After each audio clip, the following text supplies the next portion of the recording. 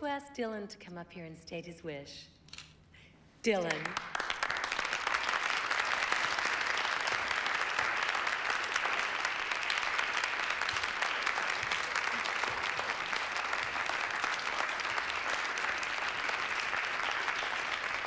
I know I'm supposed to get up here and say how I want to go fishing with Jason O'Malley, but it's not really what I want.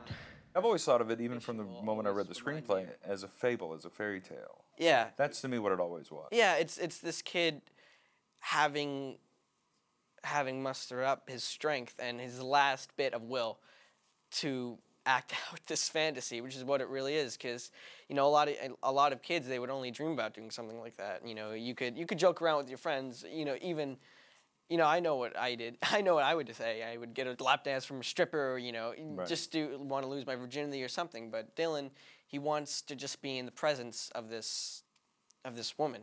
You know, reading the script and doing all the preparation, it kind of opened up all these different paths to me. Like, I was listening to a lot more music. Even, like, I was reading poetry. It sounds really weird, but I was reading poetry, and I was completely understanding it. And, which, you know, it was just opening all these different pathways. But, you know, one song stuck out to me is Goodbye Norma Jean by Elton John. Right. And how he wanted to just be around her, just be connected with her in some way, have a link to her. That's what Dylan is feeling. It's not so much a sexual request or want.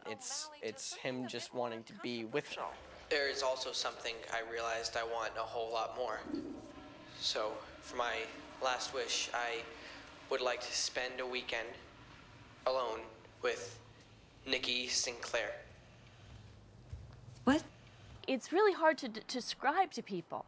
I mean, when you say it at first, they say, you know, what's the film and who are you playing? And I say, well, I'm playing the mother of a 16-year-old boy who's dying of cancer. And they say, oh. And I say, but it's actually really a comedy. And they're like, oh. And then so you've got a tearjerker element, and you've got definitely a kind of a boy's adventure movie almost, you know? But then when you start talking to them about the more mystical elements, particularly if they're people who have had some experience with someone close to them dying, then they see it like, oh, you know, that it's not it's not easily categorizable. It's not a tearjerker. It's not a wild and crazy let's go to New York boys adventure movie. It's both of those things. Plus, it's really about dying and letting go and those last few moments. Honey, don't light that up in here. Come on. I'm serious. You can go to jail for that. Yeah, that really doesn't scare me anymore. What am I gonna do with you? Bury me? Stop. Actually, I want you to cremate me. Will you stop? Well, we have to talk about this sooner or later. He's a completely relatable character. Everyone can relate to him. It's really about feeling something inside that no one else understands, no one else knows. You can't write it down, you can't really tell anyone, you just feel it. I want you to take my ashes to Conquest Beach where Pop and I used to fish.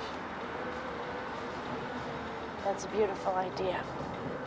Oh, Mom, sorry, I'm easy, sorry, Mom. I'm sorry. Calm down, keep your eye on the road. You want some of this? There have been roles that have helped me become Dylan. Like, you take little snippets of everything that you've already done, all the research you've already done in some aspect, and you mold it together and you form Dylan. Like, I took a lot of different things in my life, a lot of different things in different person's lives. Like, what I like to do with every character, I like to base it on somebody that I know or somebody that I think I know, just like a real person to give it a real foundation, you know what I mean? But with Dylan, don't you just have to base it on yourself? Yeah, that's the thing. It was completely, some parts you have to do a lot of research for. Like, I don't really know where I'm coming from with this. Like, you have to, I don't know what he's feeling exactly. I don't know why he's doing this. But with Dylan, it wasn't that hard because everyone would do it, and I would do it especially. This film is the first film I'm being treated not as a child actor on a set. I'm being treated as an actor. You know, and that may sound like a little corny or a little like I am being treated as a thespian as I should be treated.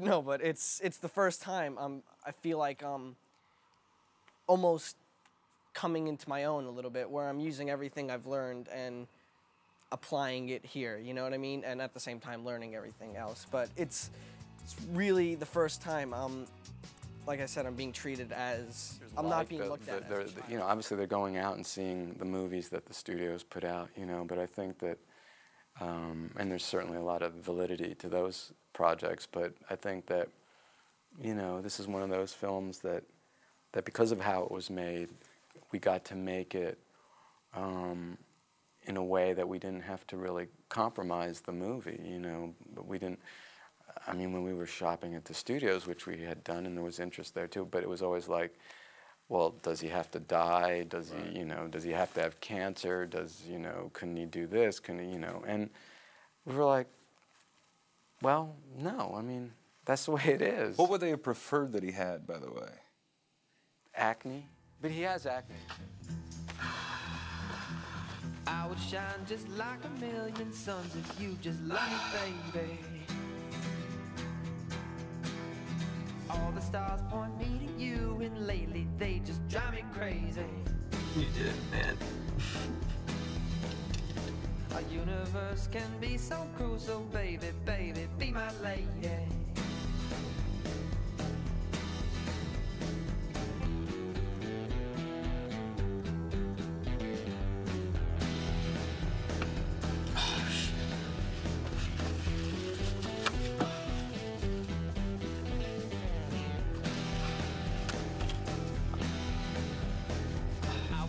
Just like a million suns if you just love me, baby. What kind of things are you offered, or what kind of things come your way, or do you audition for? Because I assume that they don't have this kind of realistic relationship amongst these kind of friends, that guys who are about my age, who are writing these movies, have no sense of how 16, 17, 18-year-olds interact with each other unless maybe they have their own kids about that age. I mean, do you find that a lot of what you see is not at all representative of who you are and how you are? Yeah, actually, I do. That's what I also thought was great about the script, was that it was so real. And usually you're getting these scripts that are just like, the words they're saying, it's like no one speaks like that, you know? Yeah. And like a very good proportion of this is just like, I could totally say it, you know? Right. Yeah. Well, when I'm reading it, I feel the dialogue sort of seems to exist in my head. I imagine the way you guys would say it. Yeah. You know, the sup homes, and we'll laugh. Like we'll be reading, like we'll be blocking. Like snap over your the- bean, yes. Yeah, we'll like laugh and be that's like, a that is so quality funny. line. Because I don't know, it's just funny. Well, how did it work with you guys? Did you guys get together early before shooting to create this friendship? That's often things that actors will do in terms of hanging out with each other. You guys didn't know each other before this? No, I think what happened is we had like weekend before our blocking, like we met and all of us met for the first time, and we just ran through the script, and then we started blocking the strip club scene. Yeah, that was the first scene. And that was a bonding experience right well, there. It really was. It was. It was. We were like three little like giddy boys, you know, with the strip.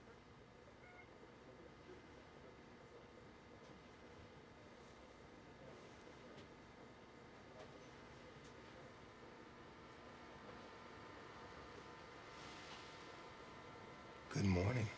Hey, how you feeling? How did I get here? Got here by cab, man. You look awful. Thanks. I want to get sleep. Don't worry about me. You're the one that needs to rest. I just did. Now I gotta go. Don't. You must rest. I can't. I got a funeral to throw. Sweetie.